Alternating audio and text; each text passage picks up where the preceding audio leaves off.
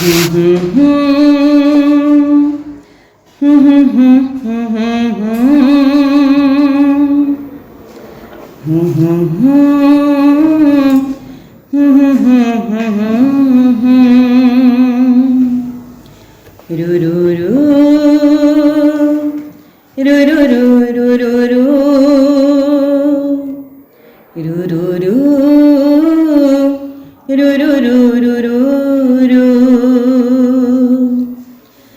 na na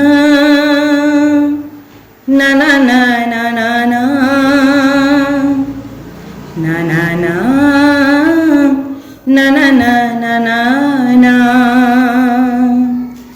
कहानी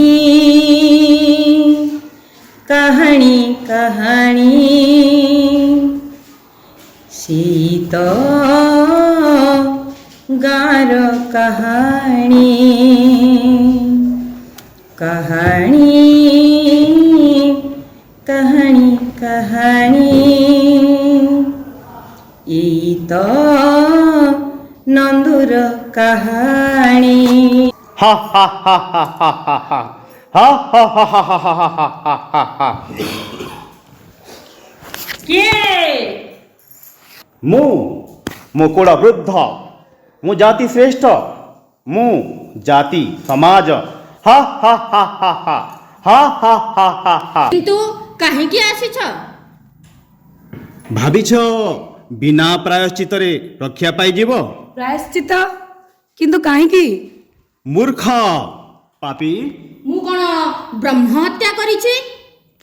ha ha ha ha ha ମୁଁ କ'ଣ ଗୋହତ୍ୟା କରିଛି? ha ha ha ha ha ମୁଁ କ'ଣ ପାପ କରିଛି? ତୁ ତୁ ଅକ୍ଷମଣୀୟ ପାପ କରିଛୁ ତୁ ଜାତି ସମାଜକୁ ଅବମାନନା କରିଛୁ ତୁ ଗୋଟେ ଜଘନ୍ୟ ପାପକୁ ଜାତି ସମାଜକୁ ଲୁଚେଇ ରଖିଛୁ ତୁ ତୁ ଗୋଟେ ବଡ଼ ରୋଗକୁ ତୋ ଦେହରେ ଧାରଣ କରିଛୁ ତତେ ଅବଶ୍ୟ ଦଣ୍ଡ ଭୋଗିବାକୁ ପଡ଼ିବ ଦଣ୍ଡରୁ ଯଦି ମୁକ୍ତି ଚାହୁଁଛୁ ପ୍ରାୟଶ୍ଚିତ କରିବାକୁ ପଡ଼ିବ ha ha ha ha ha ha ha ha ha ha कहानी कहानी कहानी ई तो नंदुर कहानी कहानी कहानी कहानी ई तो नंदुर कहानी ଆଲୋ କମଳା ମାଉସୀ ନନ୍ଦବୁଢ଼ା ବିଷୟରେ ଯାହା ଶୁଣୁଛି କ'ଣ ତା ସତ? ସତ କ'ଣ ଲୋ? ଖାଣ୍ଟି ଗୁଆ ଘିଅ ବୋଲି ସତ। ଜାଣିଛୁ ନନ୍ଦୁ ବୁଢ଼ାକୁ ବଡ଼ ରୋଗ ଗ୍ରାସ କରିଛି। ଏଇଟା ତ କୃତକର୍ମର ଫଳ ହୋଇଥିବ କାହାର ଅଭିଶାପର ଫଳ। ଜାଣିଛୁ ଲୋ ନନ୍ଦୁ ବୁଢ଼ାର ପାପ ସବୁ ଜଳ ଜଳ ହୋଇ ଆଖିକୁ ଦିଶିଲାଣି। ଆଉ କ'ଣ ଦେହ ସାରା ବଡ଼ ବଡ଼ ତମ୍ବା ପଇସା ଭଳି ଚକଚକ କଲାଣି ଗୋଡ଼ରେ ବଡ଼ ବଡ଼ ଘା ସବୁ ଫୁଟି ବାହାରିଛି। ଆରେ ଜାଣିଛ ତା ଗୋଡ଼ରୁ ପୋକ ସବୁ ସାଲୁ ବାଲୁ ହୋଇ ବାହାରିଲେଣି। ନେତ୍ର କ'ଣ ନ ଦେଖିଲା ଲୋ? ନନ୍ଦବୁଢ଼ାଟା ସବୁବେଳେ ଶିବ ମନ୍ଦିର ପାହାଚରେ ବସି ରହୁଥିଲା। ମନ୍ଦିରରେ ହେଉଥିବା ବିଭିନ୍ନ ଯାଗଯଜ୍ଞରେ ଯେଉଁ ଭୋଗ ରନ୍ଧା ହେଉଥିଲା ସେଇଥିରେ ସେ ବିନା ଡାକରାରେ ଜବରଦସ୍ତିଆ ଭାଗଟିଏ ବସାଉଥିଲା। ପାଟିରେ ଘିଅ ତିଅଣ ଲାଗିବା ଦିନଠୁ ତାକୁ ଆଉ ଘର ଖାଦ୍ୟ ରୁଚୁ ନଥିଲା। ବୋଧହୁଏ ଏଇ ପୀଡ଼ାରୁ ଆଉ ଘରୁ ବାହାରୁ ନାହିଁ, ଚାଲି ତ ପାରୁନଥିବ ନିଶ୍ଚୟ। ଶୁଣ ଶୁଣ ଶୁଣ ମା ମାଉସୀ କାକା ବୋବା ଭାଇ ଆଜି ଉପର ବେଳା ମନ୍ଦିର ସମ୍ମୁଖରେ ନନ୍ଦୁର ନିଶାପ ପାଇଁ ଜାତି ସମାଜର ବୈଠକ ଅନୁଷ୍ଠିତ ହେବ। ସମସ୍ତେ ଏହି ବୈଠକରେ ଯୋଗ ଦେବେ।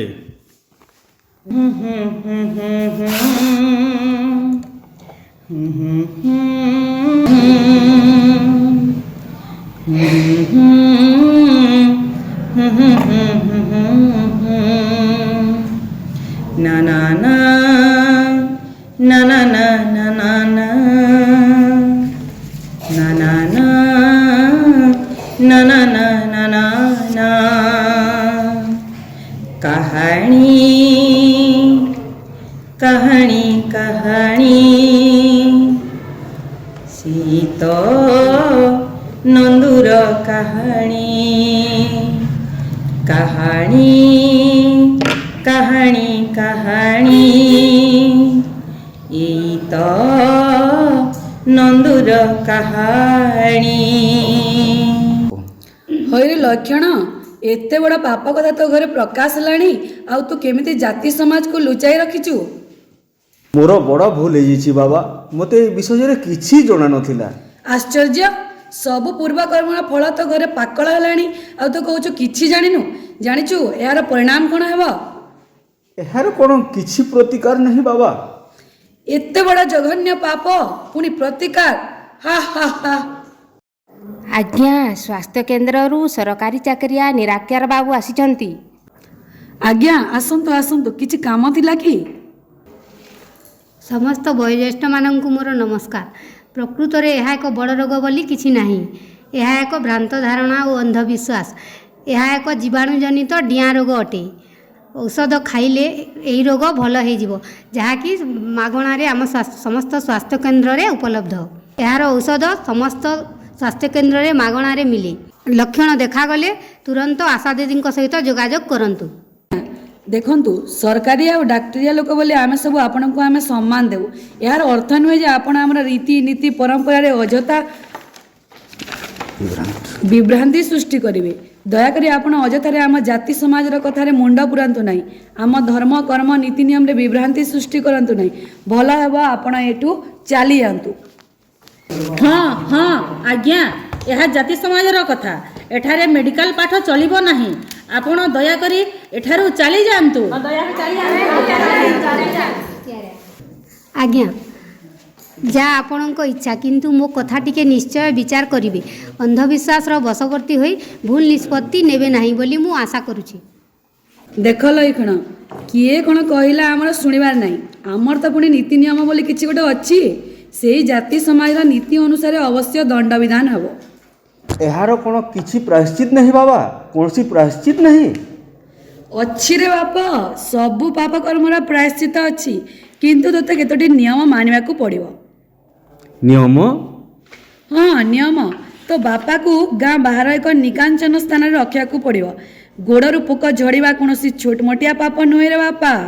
ଏଣୁ ତୋ ବାପା ଆମ ସମାଜର ଆଉ ଅଂଶୀଦାର ନୁହେଁ। ଭାବିନେ ସିଏ ଆମ ପାଇଁ ମରିଗଲା। କ୍ରିୟାକର୍ମ ଶୁଦ୍ଧି କ୍ରିୟା ସବୁ ନିୟମ ମୁତାବକ କରିବାକୁ ପଡ଼ିବ, ନହେଲେ ଏହାର ପ୍ରାୟଶ୍ଚିତ ହୋଇପାରିବ ନାହିଁ।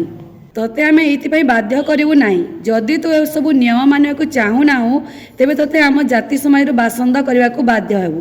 ତୋ ପାଇଁ ନିଆଁ ପାଣି ମନ୍ଦିର ପୂଜା ସବୁ ବନ୍ଦ ରହିବ। ତେଣିକି ତୋର ନିଷ୍ପତ୍ତି। ଆମେ ସମାଜର ନିୟମ ସବୁ ଶୁଣାଇଦେଲୁ। ଜିଅନ୍ତା ଲୋକର ଦେହରୁ ପୋକ ଝଡ଼ିବା ଗାଁ ପାଇଁ ସମାଜ ପାଇଁ ଶୁଭଙ୍କର ନୁହେଁ। ଏଥର ତୋ ଇଚ୍ଛା। ପାପର ପ୍ରାୟଶ୍ଚିତ ପାଇଁ ମୁଁ ସବୁ କିଛି କରିବାକୁ ରାଜି। ମୁଁ ଜାଣେ ଲକ୍ଷଣ, ବାପା ତୁ ଠିକ୍ ନିଷ୍ପତ୍ତି ନେବୁ। ଆଉ ଗୋଟେ କଥା, ଜାତି ଭାଇ ବନ୍ଧୁମାନଙ୍କର ସମାନାର୍ଥେ ପୂଜାପାଠ ହୋମଯଜ୍ଞ ଇତ୍ୟାଦି କରିବାକୁ ପଡ଼ିବ। ଭୋଗ ପ୍ରସ୍ତୁତ କରିବାକୁ ପଡ଼ିବ। ଭଲ ଖସି ମାଂସ ପାଇଁ 2-3ଟା ଛେଳି ଆଣିଲେ ଚଲିଯିବ। ଜାତି ସମାଜର କଲ୍ୟାଣ ପାଇଁ ଅନନ୍ୟ 10,000 ଟଙ୍କା ସମାଜ ପାଣ୍ଠିକୁ ଦେବାକୁ ପଡ଼ିବ। ଜାତି ଭାଇ ସନ୍ତୁଷ୍ଟ ହେଲେ ସବୁ ପାପରୁ ମୁକ୍ତି।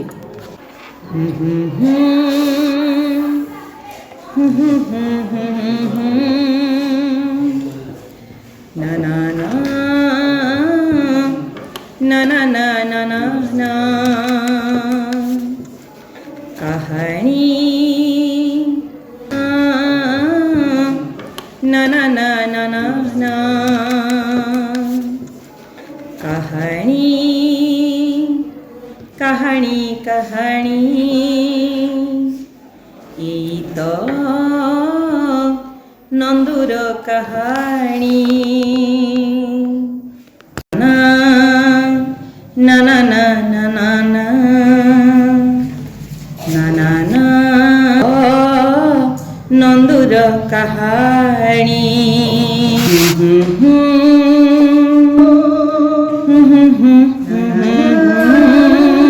ରୁ ରୁ ରୁ ରୁ ରୁ ରୁ ରୁ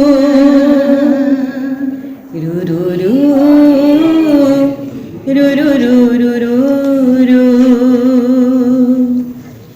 ନା ନା ନା ନା ନା ନା ନା ନା କାହାଣୀ କାହାଣୀ କାହାଣୀ।